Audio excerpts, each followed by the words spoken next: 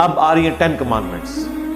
قرآن حکیم میں 10 کمانڈمنٹس جو ہیں وہ یعنی 10 بڑے بڑے احکامات جو بنی اسرائیل کو اللہ نے دیے اور اس امت میں بھی وہ ٹرانسفر ہوئے ہیں. سورۃ البقرہ میں آئے ہیں, سورۃ الانعام کے اندر, اور صحیح تفسیر ان کی آئی ہے سورہ بنی اسرائیل میں, جس میں میری تفصیلی ویڈیو بھی ریکارڈ ہے.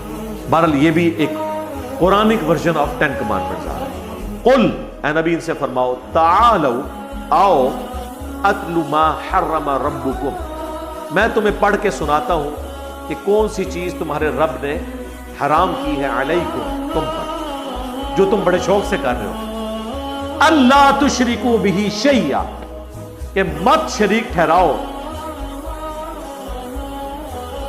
اس کے ساتھ کسی بھی ہستی کو. یعنی 10 کمانڈمنٹس میں سے پہلی کمانڈ ہے توحید. یہ بنیادی دعوت ہے جو تمام انبیاء کے ذریعے اللہ نے امتوں کو ٹرانسفر کی. اور وہ میں جو اکثر کہتا ہوں, ایاک نعبد و ایاک نستعین, پھر اس پہ کافی دیر بولا جا سکتا ہے. توحید کے اوپر 10 دھوکے. سورۃ النساء کی آیت نمبر 48 کے کانٹیکسٹ میں جب یہ آیت آئی تھی, ان اللہ لا یغفر ان یشرک بہ, اس آیت کے اوپر میں نے 3 قرآن کلاسز کور کی تھی. ان میں سے بھی جو کریٹیکل تیسری کلاس تھی نا 40-50 منٹ کے, اس میں جو گفتگو تھی توحید کے اوپر 10 دھوکے, 5 قرآن سے اپنے شرک کو جسٹیفائی کرنے کے لیے اور 5 احادیث سے, وہ سب کے سب میں نے ڈسکس کیا. آج میں اسے چھوڑتا ہوں. وبالوالدین احسانا, اور والدین کے ساتھ احسان کرو.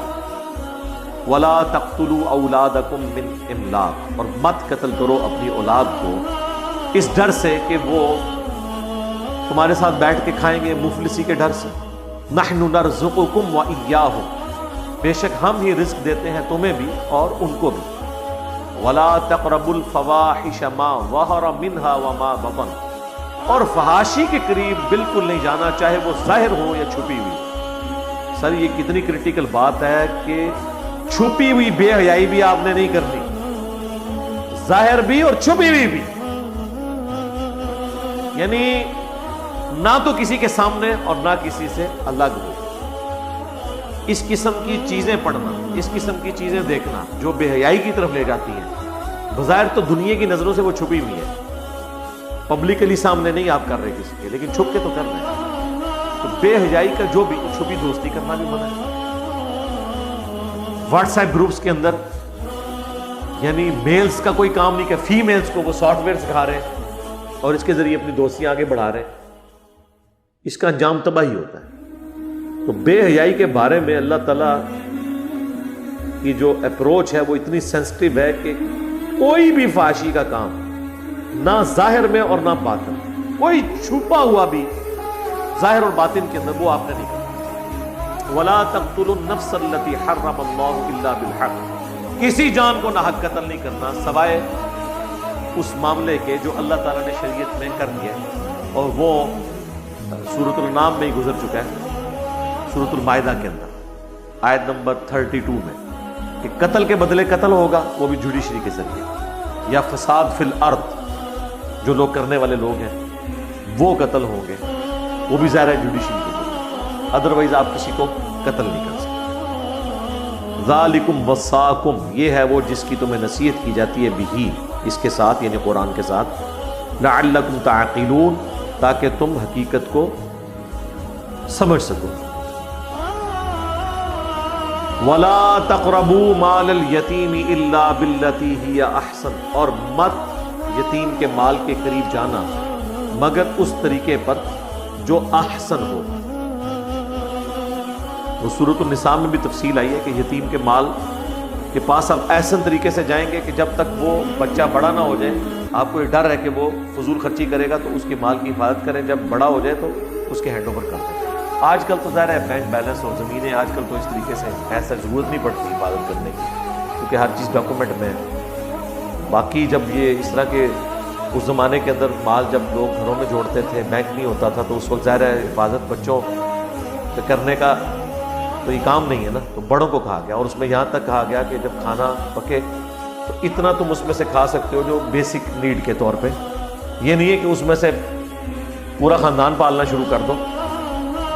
ہاں یتیم کے مال میں سے کھانا پکایا تو تم بھی کھا سکتے ہو کفالت کے عوض، اتنا اللہ نے اس کی اجازت دے دی. حتی یبلغ اشدہ، یہاں تک کہ وہ بڑی عمر کو پہنچ جائے. وَأَوْفُوا الْكَيْلَ وَالْمِيزَانَ، اور پورا ناپ کر دو انصاف کے ساتھ. یعنی جب کوئی چیز تولو کاروبار کرتے ہوئے تو پورے انصاف کا خیال رکھو. لا نکلف نفسا الا وسعها، اللہ تعالیٰ کسی جان کو تکلیف میں نہیں ڈالتا مگر اس کی طاقت کے برابر. یعنی حد الامکان کوشش کرو حق پہ قائم رہنے کی، لیکن اس میں وہم کا بھی شکار نہیں ہونا، جتنا آپ کر سکتے ہیں پاسبل، لیکن بالکل بھی اس کو ریلیکس نہیں ہو جانا کہ خیر ہے بھول چک معاف ہے، اس طرح نہیں. اور ایک معنی یہ بھی ہے کہ اللہ تعالیٰ جو آزمائش کسی پہ ڈالتا ہے نا وہ اس کی طاقت کے برابر ڈالتا ہے. اس لیے دیکھیں انبیاء پہ زیادہ آزمائشیں آتی ہیں.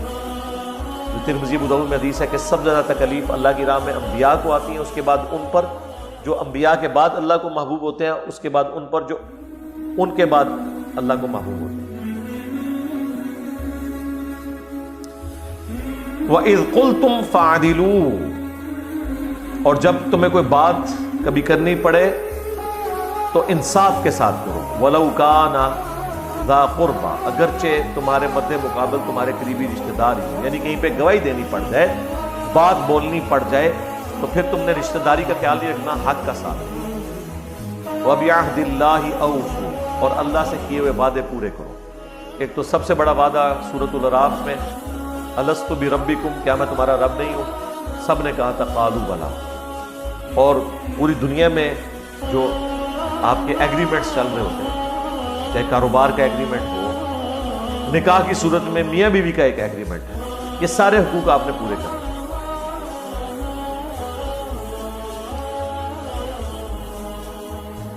ذالکم وصاکم بہ لعلکم تذکرون، یہ ہے وہ جس کا اللہ تعالیٰ تمہیں حکم دیتا ہے تاکہ تم نصیحت قبول کرو. یعنی یہ جو 10 کمانڈمنٹس بڑی بڑی ہیں.